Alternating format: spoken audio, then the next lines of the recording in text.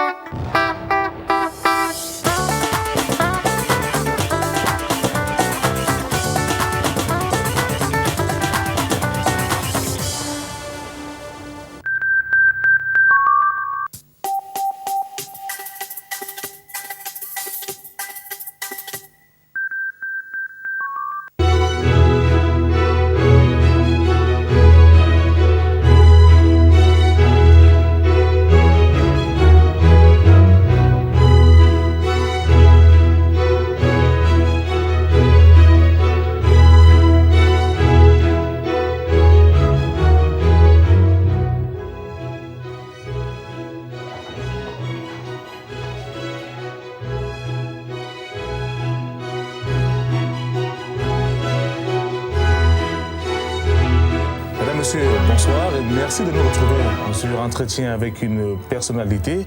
Alors la personnalité que nous allons recevoir ce soir est présidente de la Fondation France Liberté, créée en 1986 dans le but de construire un monde plus juste et plus solidaire dans lequel chacun puisse exercer sa liberté dans le respect de l'autre. L'ancienne première dame de France entre 1981 et 1995, Danielle Mitterrand, parcourt le monde depuis près de 2 décennies, militant ici et là en faveur des droits fondamentaux de l'homme ces dernières années. Avec beaucoup de personnalité, elle a fait de l'accès de tous à l'éducation, à l'eau, ainsi qu'à la lutte en faveur des minorités son credo. Et de la personnalité, elle en a, Danielle Emilienne et Isabelle Gouze, de son nom de jeune fille. Elle qui a plusieurs fois mis dans l'embarras la diplomatie française par ses prises de position en faveur des opprimés. Je pense que je n'ai pas écorché. Non, mais vous pas êtes d'accord? Bonsoir et merci d'être venu sur le plateau de STV, Madame Mitterrand. Bonsoir.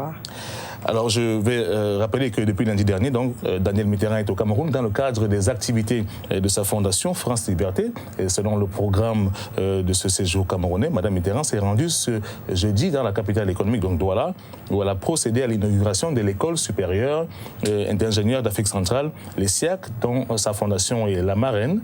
Et je rappelle que l'ESSIAC vise à former donc des ingénieurs adaptés aux besoins des pays de la communauté économique des États de l'Afrique centrale, la CEAC, notamment dans les domaines énergétiques, miniers, chimiques et de la maintenance, de la conception. Alors, merci Madame, donc, une fois de plus, d'avoir accepté d'être l'invitée de STV. Vous êtes arrivé lundi dernier au Cameroun, vous repartez ce jeudi soir. Alors, ces 3-4 jours de visite, comment les avez-vous trouvés?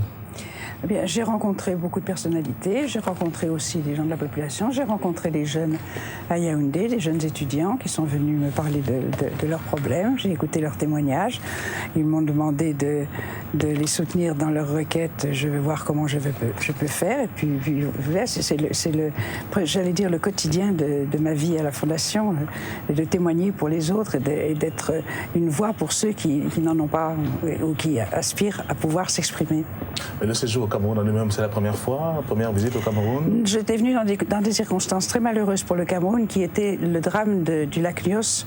Vous étiez jeune, trop jeune à l'époque. En 1986. Voilà. Il y a environ 22 ans.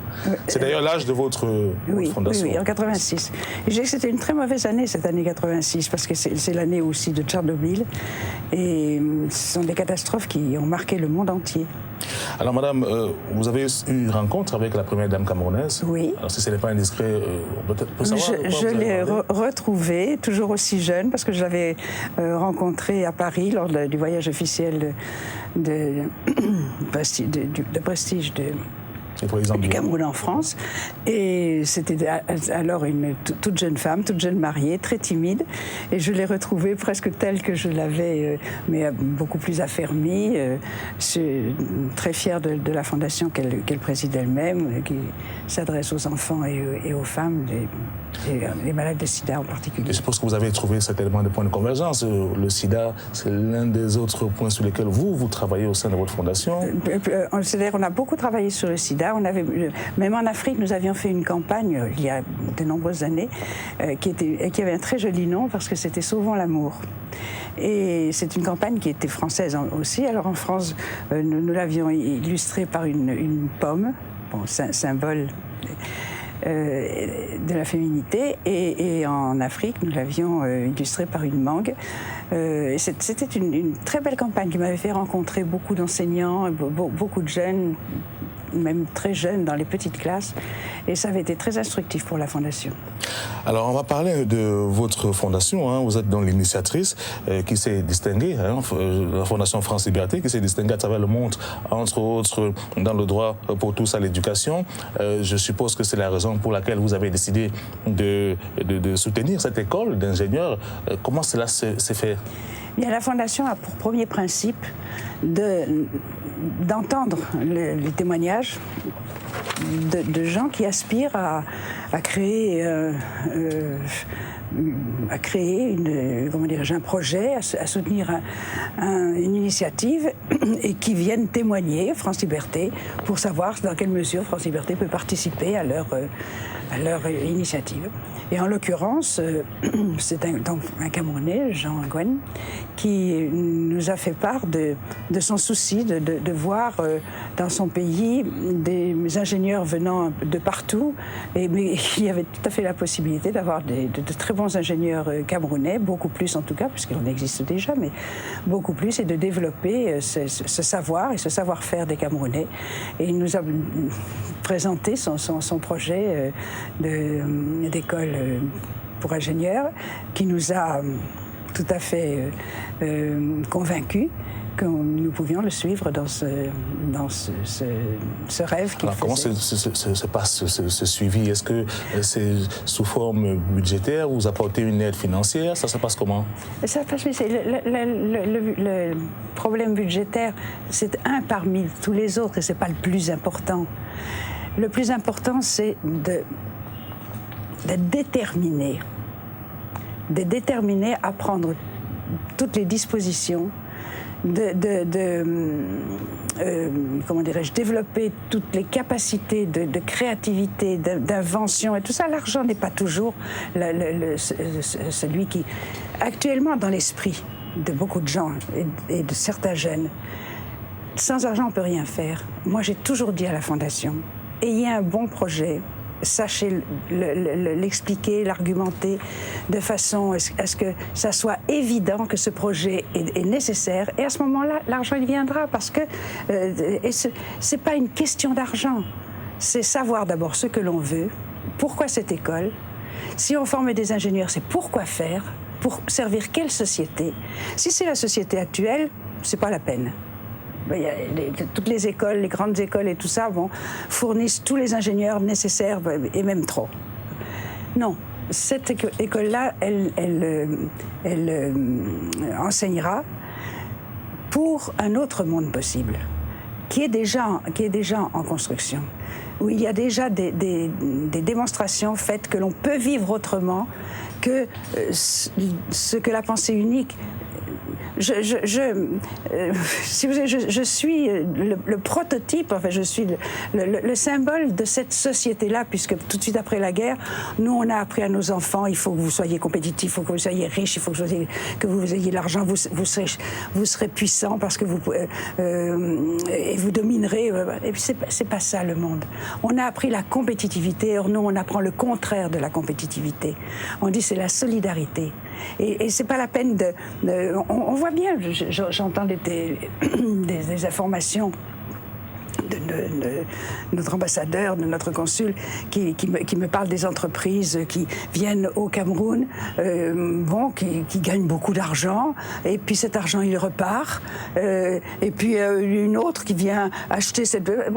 tout ça ne prend absolument pas en compte le quotidien du Camerounais, et c'est ça qui est important. En fait, vous trouvez qu'il faudrait absolument qu'il y ait une sorte d'échange plus avantageux pour tout le monde, en fait. C'est pas plus avantageux, c'est une autre façon de vivre, une autre façon d'avoir des autres fondamentaux, des autres valeurs. C'est un choix de société qui est complètement à l'encontre de celui qui nous gère depuis et qui nous dirige depuis plus de 60 des décennies, qui est le capitalisme. Et c'est une société qui va à l'encontre à 180 degrés, qui est totalement opposé à cette civilisation-là, qui est une civilisation de l'humain, qui est une civilisation qui reconnaît les richesses que la Terre nous prodigue, qui sont des biens communs, qui ne doivent être comment dirais-je, captés par personne et je parle de l'eau, par exemple. L'eau, aujourd'hui, la politique de l'eau, c'est la vendre. Alors, on donne des délégations d'exploitation à des nappes phréatiques. Je pense en particulier à celle qui est sous Paris, c'est Coca-Cola qui vend l'eau, dont personne n'a besoin d'ailleurs. Mais c'est pour faire de l'argent. Pour faire l'argent, on vendrait son âme. Le capitalisme est fréné. En fait, c'est contre ça que vous et nous, on dit l'individualisme. Les richesses, le bien commun. L'eau n'est pas une marchandise parce que ça fait partie de nous-mêmes, c'est un élément constitutif de la vie. Or, la vie n'est pas vendable. On ne peut pas faire du profit sur la vie, et l'eau, c'est la vie. Donc, l'eau ne peut pas être une marchandise, et elle doit être gérée autrement, et c'est ce qu'enseigne la Fondation. D'où votre engagement pour, par exemple, l'accès de l'eau pour toute l'humanité. Toutes les constitutions marquent dans leur texte que l'accès à l'eau potable est un droit de l'homme, et pas un besoin ni une nécessité, comme les gouvernements le disent aujourd'hui, parce qu'une nécessité et un besoin, personne n'est tenu de le respecter, tandis qu'un droit, si. Alors, je voudrais qu'on revienne un peu à ce projet que vous avez mené au Cameroun. Vraiment, j'insiste un peu sur la forme de l'aide, outre l'aide financière, je ne sais pas, vous n'avez pas vraiment répondu à la question. Alors... Mais parce que je vais y répondre. Bon, lorsque M. Gouanet nous a dit nous avons besoin de consultants, ne serait-ce que pour organiser l'enseignement de cette école, donc venant des professeurs venant de grandes écoles françaises. Et puis, ils avaient toute la logistique, le bâtiment et tout. Ils avaient besoin de matériel. Dans la mesure de ses possibilités, la France Liberté a aidé à acquérir ce matériel.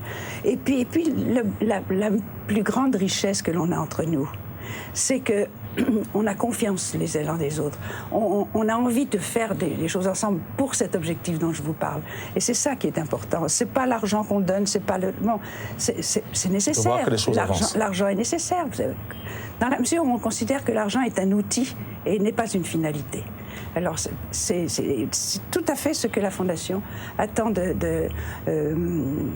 comment dirais-je, de cette expérience. Alors, vous êtes arrivé au Cameroun lundi dernier, vous avez pu voir aujourd'hui cette école-là. Vous êtes satisfait?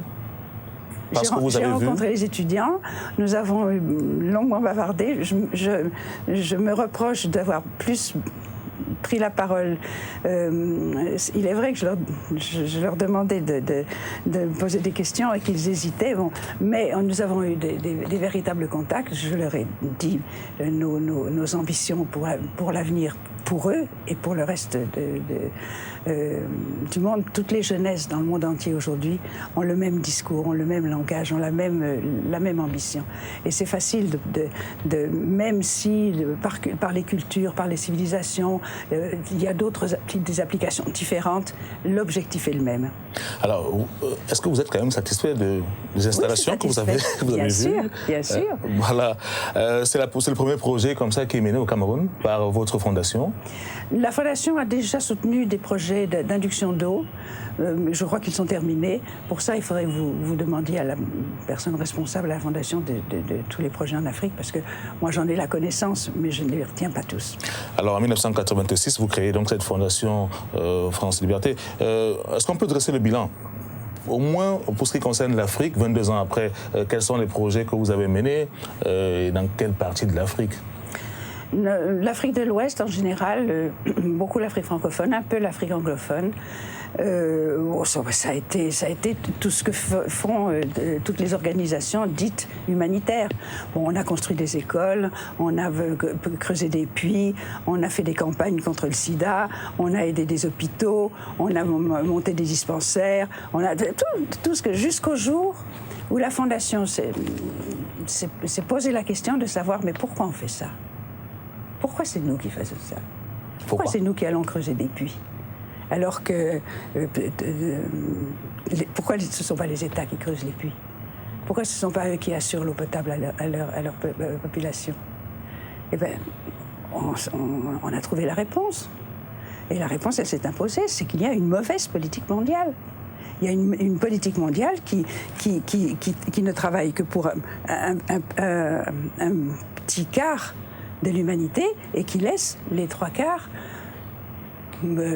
boire de l'eau polluée et qui encore la pollue elle-même. Et que c'est une mauvaise politique. Si c'est une mauvaise politique, il faut en trouver les raisons. Et puis quand on a trouvé les raisons, on essaye de lutter contre ces raisons. Alors, les raisons sont résiste. Madame Mitterrand, moi j'aimerais savoir quelles sont les raisons. Vous avez trouvé quelles raisons? Mais vous les connaissez. Non, mais je préfère que vous me le disiez. D'abord parce que tout de suite après la guerre, la Deuxième Guerre mondiale, il y a une pensée unique qui a été diffusée par les grandes puissances et qui était que cette pensée unique, c'était toujours avoir le profit. Soyons directs, le profit. C'est-à-dire que l'argent devait toujours rapporter et être rentable. Bon, nous, ce n'est pas notre point de vue. L'argent, c'est un outil. On s'en sert pour le bien-être de l'ensemble de l'humanité, mais pas un profit qui est capitalisé par des petits groupes qui deviennent des grands groupes et qui deviennent les superpuissances du monde. Bon. C'était certainement de bonnes intentions. Ces gens qui voulaient gagner énormément d'argent, on suppose qu'ils avaient de bonnes intentions, mais on n'a pas vu. Et on nous a dit pendant des années, des décennies, la croissance, le développement va apporter le bonheur suprême à l'humanité entière. On est 50, 60 ans après. Et jamais on a vu autant de misère que maintenant, et jamais on a vu de concentration de richesses comme aussi forte. Bon. Alors quand on nous dit encore aujourd'hui, la croissance, c'est la croissance, qui voulez-vous qui le croit? Ben nous, on ne le croit pas. Et on se dit bien sûr que la Terre est là, nous donne tout ce qu'il faut.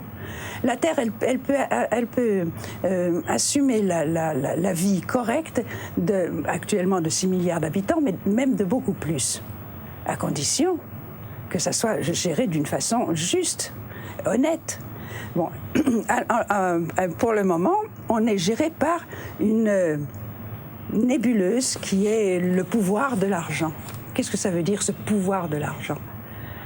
Eh bien, la Fondation, je dis la Fondation, qui est une petite goutte d'eau dans le grand mouvement mondial qui aujourd'hui se développe, pense qu'il peut y avoir une autre façon de diriger le monde, une autre mondialisation. Mais qu'est-ce que vous pouvez faire pour mettre en place donc, cette façon de voir? C'est vrai, vous menez des actions comme celle-ci? Un exemple très précis sur l'eau. Lorsqu'on a compris que la Fondation, dans les statuts, stipule que nous défendons les droits de l'homme et le droit des peuples à l'autodétermination.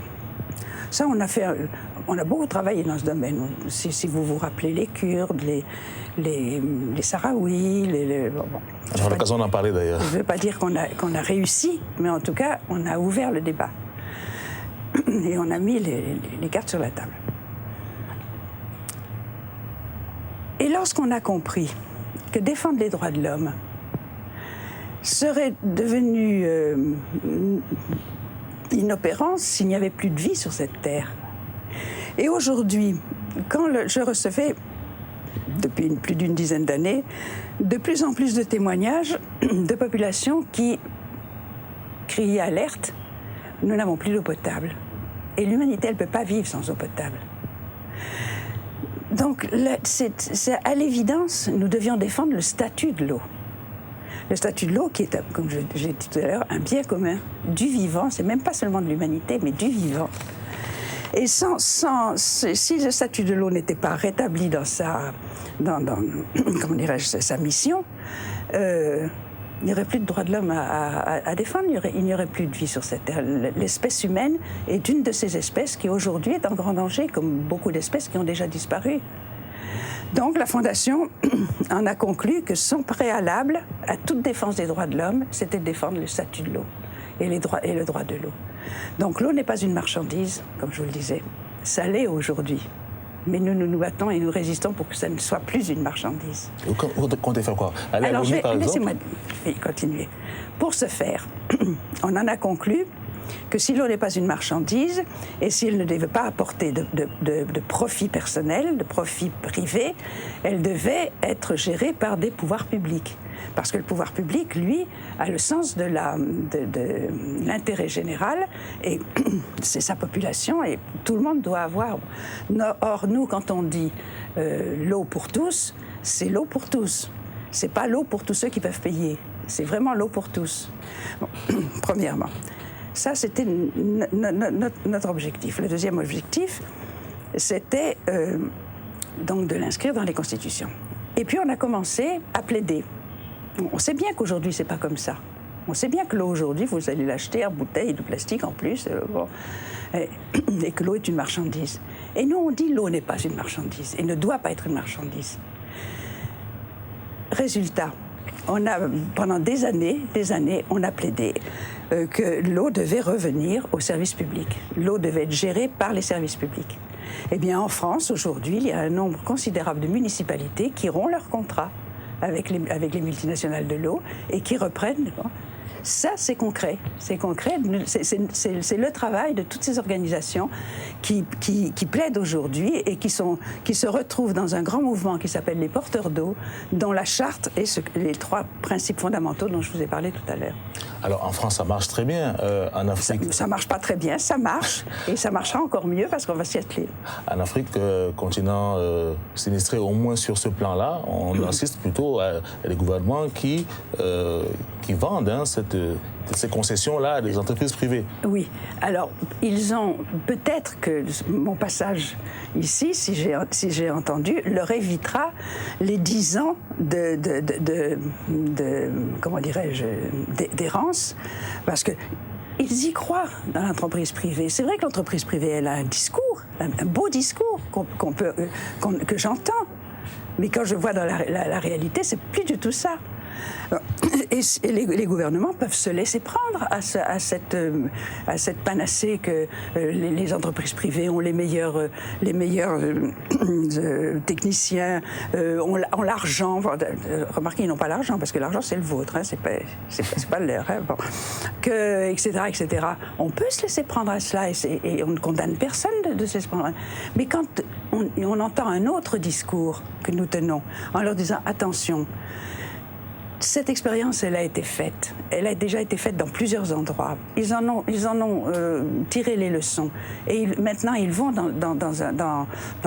ils contestent cette... Bon, tenez compte des expériences qui ont déjà été vécues. Ne vous obligez pas à vivre ces 10 ans qui vous feront conclure en définitive au retour au service public. Et quand je parle du service public, je ne parle pas de gouvernements qui eux aussi se conduiraient comme des multinationales et feraient de l'argent sur l'eau. Non.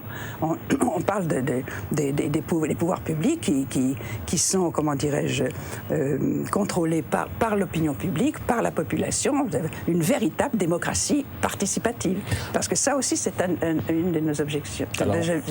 On voit très bien que l'eau occupe une grande place, une place de choix dans les objectifs de la Fondation. Je voudrais quand même qu'on revienne rapidement à l'éducation. Je sais que vous avez financé ou bien apporté des aides par rapport à la construction d'écoles au Mali, par exemple. Oui. Donc, on voit l'éducation, il y a l'eau, le sida. Parlons un peu du sida. C'est l'un des fléaux qui mine l'Afrique. Oui, je sais. Alors, le sida, nous, pour le moment, vous savez combien on est à la Fondation? Au siège de la Fondation, on est 10. Uniquement 10. On est uniquement 10. Et vous n'avez pas d'autres entités dans... Mais notre grande force, c'est qu'on est dans un réseau mondial et un réseau qui s'est donné le même objectif. Et c'est pas madame une telle, monsieur un tel ou telle organisation, tout ça, c'est qu'est-ce que vous poursuivez. Et à ce moment-là, on se retrouve, on se rencontre. Et où on se rencontre? Eh bien, on se rencontre dans les forums sociaux mondiaux. Et là, on crée des ateliers. Et on travaille dans ces ateliers. Et on construit le monde de demain pour que nous ayons tous les mêmes argumentations pour convaincre ceux qui nous dirigent. Nous ne voulons pas prendre le pouvoir. Moi, j'ai jamais pensé une seconde briguer un pouvoir électif. Pas du tout un mandat électif. Pas du tout. C'est pas du tout notre objectif. Mais c'est de convaincre ceux qui nous dirigent que le peuple a souvent un jugement, un bon jugement, et qu'il faut l'entendre avant de prendre des décisions pour eux qui souvent vont à l'encontre de leur intérêt. Alors, est-ce que je peux savoir, Madame Mitterrand, quelles sont vos sources de financement? Une fondation comme celle-là, elle doit forcément vivre de quelque chose. Oui, mais de pas grand-chose, parce qu'on avait une subvention. Vous savez que la fondation, elle a été créée dans l'esprit qu'animait François Mitterrand quand il a pris le pouvoir présidentiel. 1981. Et qu'il a tout de suite dit tout pouvoir doit susciter son contre-pouvoir. Et le contre-pouvoir, ça ne peut pas être l'opposition, qui elle, l'opposition ne pense qu'à détruire pour reprendre le pouvoir. Alors que le véritable contre-pouvoir, c'est le pouvoir de l'opinion publique, associatif. Et je ne sais pas, vous étiez trop jeune, mais en 80, il y a eu une explosion associative en France, dans les radios libres, extraordinaire. Il y a eu là un fourmillement de prise de position de l'opinion publique qui disait, et ce contre-pouvoir était très constructif. Et financé par l'État. Et il était normal qu'à ce moment-là, puisqu'on rendait, surtout quand on était reconnu d'utilité publique, quand on rendait un service, que l'on accepte d'avoir des subventions de l'État. Donc, comme toute fondation, c'était même pas une subvention, parce que vous savez que les fondations, elles doivent comment dirais-je, réunir un capital, les intérêts du capital, ce qui va tout à fait à l'encontre de ma pensée, puisque l'argent ne doit pas faire d'argent. Mais en l'occurrence, on est dans ce système. Actuellement, je vis.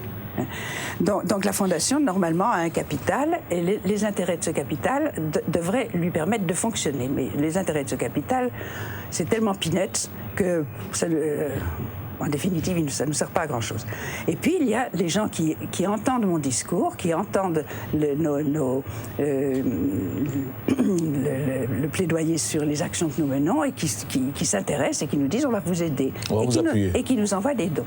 Donc, et puis, l'État nous donnait une subvention. Donc, on vivait très bien, on pouvait faire des projets, tous les projets que nous acceptions, et que nous voulions soutenir. Et puis, il y a quelques années, du temps du gouvernement de M. Raffarin, on a supprimé la moitié de la subvention. Bon, moi j'ai dit, mais on fera avec ce qu'on a. On a suffisamment Ça n'a pas déséquilibré complètement vos actions, non? Je reviens à notre conversation du début. On n'avait pas le droit, on se débrouillait autrement. Et puis j'ai fait des appels plus pressants. Et puis c'est vrai que la Fondation avait un patrimoine d'objets, de dons, que j'ai pu vendre. Et puis c'est vrai aussi que moi-même, personnellement, j'ai vendu énormément de choses qui m'appartenaient, qui appartenaient à François pour la Fondation. On va d'ailleurs en reparler parce que c'est important. Donc, et puis, comme toujours dans ma logique de dire cet argent qui dort, qui est le capital de la Fondation, et bien on va le faire, on va s'en servir, mais on n'a pas le droit, parce que c'est très bien fait. Alors il a fallu que je demande une autorisation spéciale au président de la République pour pouvoir prélever sur mon capital de quoi remplir mes engagements vis-à-vis des populations qui nous avaient demandé une participation, un soutien dans leur projet. Et puis, bien voilà, maintenant on n'a plus de subventions du tout. C'est vrai que l'ensemble de la Fondation, quand on s'est réunis, on dit, bon, qu'est-ce qu'on fait devant ce problème? On n'a plus de subventions. D'abord, moi j'étais très contente. Vous étiez contente de ne plus avoir de subventions? Oui, parce que je suis libre. parce que je ne suis plus dans un gouvernement où je peux construire avec lui, puisqu'on est, je dis, à 180 degrés. Bon. Donc, quand c'était un gouvernement de gauche, je construisais avec lui. Donc, ça ne me gênait pas du tout d'être aidé et soutenu dans nos actions. Mais aujourd'hui, moi, ça me rendait très, très mal à l'aise d'avoir une subvention de l'État. Alors, bien sûr, l'argument que me donnaient les membres de la Fondation, ils me disaient, mais de toute façon, c'est de l'argent public. Donc, l'argent public, c'est le nôtre. Donc, je dis, oui, mais...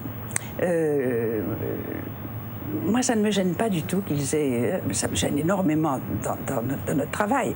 Mais intellectuellement, éthiquement, je suis plutôt heureuse qu'ils nous aient... Alors, ce que vous faites maintenant, c'est que vous faites d'appel plus pressant encore. Eh bien, on va trouver la stratégie qui fait qu'on pourra convaincre suffisamment de gens de nous aider pour pouvoir continuer notre plaidoyer. Alors, madame, c'est vrai que c'est impoli de parler de l'âge des dames, mais vous êtes quand même née le 29 octobre 1924 à Verdun, dans la Meuse. Vous êtes donc âgée de 83 ans révolu. Il dit bien révolu. Vous comptez prendre votre retraite de la Fondation quand? Vous voulez que je m'ennuie? Je n'ai pas du tout envie de m'ennuyer. Toute ma vie a été consacrée à regarder ce qui se passait autour de moi, à essayer d'intervenir quand je le pouvais, à essayer de... Bon, je continue. Puis j'irai jusqu'à ma mort ainsi. Alors, je voudrais qu'on parle un peu de votre famille. J'ai lu votre livre, le livre de ma mémoire. Vous évoquez l'histoire de votre famille, socialiste, parents enseignants. C'est bien cela, père principal de collège et autres. Mais votre vie commence de manière un peu compliquée. Votre mère a tenté de se suicider. Oui, c'était un gros chagrin d'amour. Vous savez, ça arrive dans tous les... Alors qu'elle était enceinte de vous. Normalement, elle devait le savoir, mais elle était en effet enceinte de moi. Mais en fait, vous avez failli ne pas naître du tout. Heureusement, vous êtes là. Ça vous aurait manqué. Non, bon, en fait, mais vous l'avez appris par votre frère. Oui, parce que moi, mes parents, je les ai toujours vus comme les deux doigts de la main, très liés, très... Bon, cette histoire-là a été pour eux comment dirais-je, pas une leçon, mais en tout cas un enseignement, et c'était deux êtres qui s'aimaient énormément et qui n'avaient pas du tout envie de se faire du mal. Donc moi mes parents, après ma naissance, je pouvais prendre conscience, je ne les ai connus que très liés, très heureux d'être ensemble, très heureux de m'avoir, que je sois là, et c'était un nid familial très, très chaleureux. Alors, je vais faire des bonds dans votre vie. Au moment de la Seconde Guerre mondiale, votre famille héberge des maquisards. Vous-même, vous jouez un rôle important, agent de liaison dans la résistance. Ça se passe comment? Eh bien, vous êtes quand même assez jeune, vous prenez des risques. Lorsque mon père a été limogé de l'enseignement parce qu'il n'a pas répondu à l'injonction de dénoncer les enfants juifs de son établissement, bon, on s'est retrouvés... Heureusement, nous avions cette petite maison familiale en Bourgogne, et puis nous avions un jardin. Et mes parents ont vécu toute la guerre sans un sou. C'est pour ça que j'en reviens. Quand vous me dites, mais comment vous vivez, qui vous donne de l'argent et tout ça. Vous savez, peut-être le moment où on a vécu le plus intensément, puisqu'on vivait la résistance. La maison était devenue un lieu de rencontre des mouvements nationaux de la résistance. Mais nous étions très pauvres. C'est-à-dire que s'il y avait eu des PIB familiaux, on avait un PIB zéro. On n'avait pas un sou. Pas un. On n'était pas pauvres. Il y avait le jardin. On avait un toit, on avait un jardin. Maman a cultivé, parce que mon père était pas très... il était plutôt très maladroit dans cette discipline. Donc, maman faisait le jardin. Je me souviens, les soirs, on allait tuer les dorifores, des pommes de terre. Bon, on avait pas faim parce qu'on avait les légumes.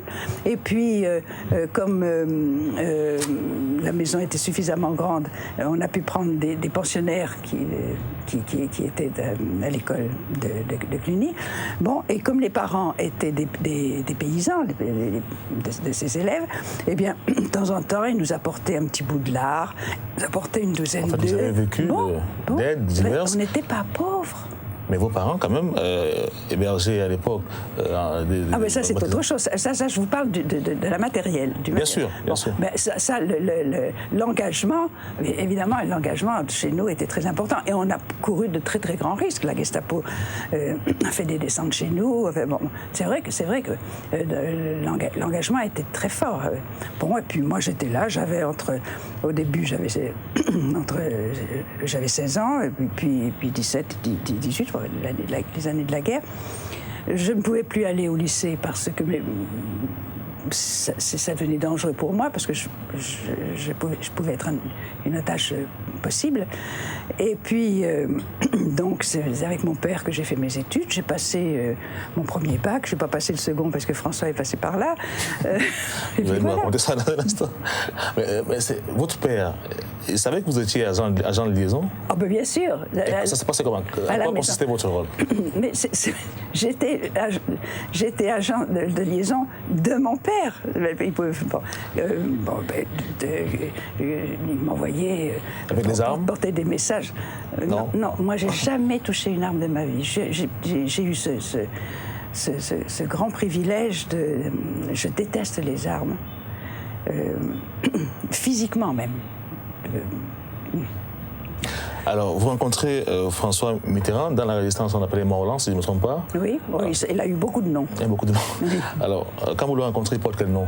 Mitterrand, quand même? Morlan. Morlan. Ça se passe comment la rencontre? C'est une histoire qui a été racontée plusieurs fois. Il se trouve que ma sœur... Pas encore au Cameroun. Ma sœur faisait partie de ce mouvement de résistance, d'un des mouvements de résistance, et puis il y a eu cette rencontre avec un membre du mouvement de François qui, à l'époque, était à Alger, en Angleterre, qui rentrait d'Angleterre, et à son retour d'Angleterre, il a rencontré ma sœur. Puis ma sœur avait un appartement, et sur le piano dans son appartement, il y avait une photo de moi. Et puis François a vu cette photo. Et puis, comme on dit des bêtises dans la vie, il a dit « elle est jolie, quel âge elle a? Oh, ben, j'épouse ». Bon, il l'a dit comme ça, mais comme on dit des choses qui n'ont pas de conséquences. Et en l'occurrence... Mais la rencontre se passe... Nous sommes rencontrés parce que je suis allée chez ma sœur, je l'ai rencontré chez ma sœur, et puis voilà. À l'époque, vous savez ce qu'il fait? Il est dans la résistance? Oui, bien sûr, je sais ce qu'il fait. Alors, mais le coup de foudre... Puisque je savais qu'il rentrait de Londres et qu'il rentrait d'Alger. Vous savez, c'était très rare, les gens qui revenaient de la résistance extérieure. Alors, le coup de foudre, il n'est pas immédiat? Vous voulez vraiment, vous trouvez ça intéressant qu'on parle de mes coups de foudre qui datent ou de mes pas coups de foudre qui datent de Mais c'est important, 60 ans. Non, c'est important, Madame Mitterrand, parce que c'est la rencontre avec quand même un homme qui a fait l'histoire, de France. Donc c'est important. Je veux dire qu'il dit, il regarde la photo, il dit j'épouse. Oui, mais c'est une galéjade. Ça n'écrit pas l'histoire. D'accord. Bon, il se trouve, bref, qu'il m'a épousée. Bon, après, on a eu des enfants. 3. On a perdu le premier. Voilà. Ça a été... Parce que ce livre dont vous voulez parler tout à l'heure, c'est un livre d'histoire de France, mais d'histoire du monde, et les instants vécus qui ont véritablement transformé ma vie ou marqué ma vie. Bon, la mort de cet enfant a été un moment très, très, très grave pour moi, et qui a certainement à ce moment-là, d'ailleurs j'ai commencé à faire de la reliure, c'est-à-dire j'ai pris un métier artisanal dans le monde du livre, et pendant 35 ans j'ai été relieuse d'art. Je suis très fière parce que j'étais une très bonne relieuse d'art, dont les ouvrages étaient vraiment appréciés. Et j'ai fait ça pendant 35 ans. Et ça a été très important dans ma vie. Mais je ne l'aurais jamais fait si je n'avais pas perdu mon fils à ce moment-là. Parce que il y a eu un moment, je ne savais plus très bien pourquoi j'étais sur cette terre. J'avais perdu cet enfant. C'était une blessure profonde, une injustice. Et puis je me suis accrochée à la Boé qui s'est présentée à ce moment-là et qui s'est révélée être un ouvrage de reliure et un métier que j'ai voulu faire. Votre livre est très très détaillé, vraiment au niveau de votre famille, même vous faites des commentaires sur l'actualité de l'époque. Hein, parce que l'actualité a eu aussi beaucoup d'influence sur l'évolution de ma vie. Et bon, François était ministre, j'étais une femme de ministre très très jeune, j'avais 22 ans. Il se trouve que l'Élysée, quand je suis entrée à l'Élysée en 81, pour moi c'était pas nouveau, j'entrais pas dans un lieu inconnu. J'étais déjà allée à l'Élysée des dizaines de fois du temps des ministères. Donc tout ça, ce sont des choses qui ont en effet marqué ma vie et qui ont aussi marqué mon évolution. Alors vos parents, enfin votre père au moins était socialiste, hein, c'est bien cela. Donc je suppose que c'est tout cet héritage familial de votre père, par exemple, que vous avez pu C'était capter. plus l'éducation de mon père qui m'amenait à avoir un regard sur mon environnement, sur les autres, qui font que naturellement et sans avoir besoin d'engagement spécifique, ma place était du côté des humanistes, du côté des socialistes, de la gauche, etc. Alors justement, donc, après l'élection présidentielle de votre époux François Mitterrand en 1981, vous assumez donc aux fonctions de première dame, tout en vous créant un espace autonome d'engagement, de politique tiers-mondiste très marqué. Vous prenez position. Qui n'était pas autonome, hein, qui était la continuité de ma vie, quoi, en définitive. J'ai organisé cette opportunité d'être sur le devant de la scène pour défendre des causes que je voulais défendre. Justement, quand on parle de causes que vous voulez défendre, il y a la lutte contre l'apartheid en Afrique du Sud, oui. Le sida, on en a parlé tout à l'heure, vous soutenez le sous-commandant Marcos au Mexique, bien sûr. Les Tibétains, les Kurdes. Je suis une de ses adeptes quand il dit que sous le passe-montagne, il peut y avoir n'importe quelle personnalité, que ce n'était pas la personnalité qui était importante, ce que je vous ai dit tout à l'heure, c'est le message qu'elle passe et l'objectif qu'elle cherche à atteindre. Fidel Castro. Fidel Castro. Alors, Fidel Castro, racontez-nous un peu, hein, c'est assez intéressant parce qu'il paraît que vous avez réussi même à faire libérer certains prisonniers politiques, c'est vrai? Oui. En ayant un échange direct avec Fidel? Mais Fidel Castro, je l'ai connu en 1974. C'était au moment où la révolution était le plus agissante, au moment où il construisait toutes ces universités où la jeunesse était bouillonnante, où son travail intellectuel, je parle des Cubains, l'amenait à avoir les plus grands médecins du monde, les plus grands pharmaciens du monde. Le monde entier aujourd'hui est comment dirais-je, semé des plus grands chirurgiens cubains. Bon.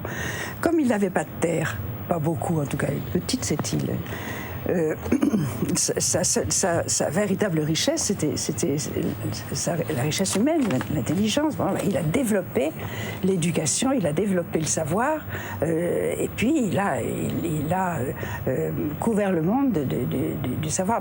Et c'était ça la révolution. Et c'est ça qui ont rendu les Cubains si orgueilleux de leur révolution. Et ils avaient un leader naturel, puisque c'était eux ils avaient fait la révolution ensemble. Bon, ben c'était leur leader. Moi, j'ai pas à prendre parti. J'ai pas à savoir si Castro est comme ci, comme ça. C'est les Cubains qui parlent. Et moi, je respecte d'autant plus qu'ils le faisaient en toute liberté, puisqu'ils avaient fait cette révolution ensemble. Mais avec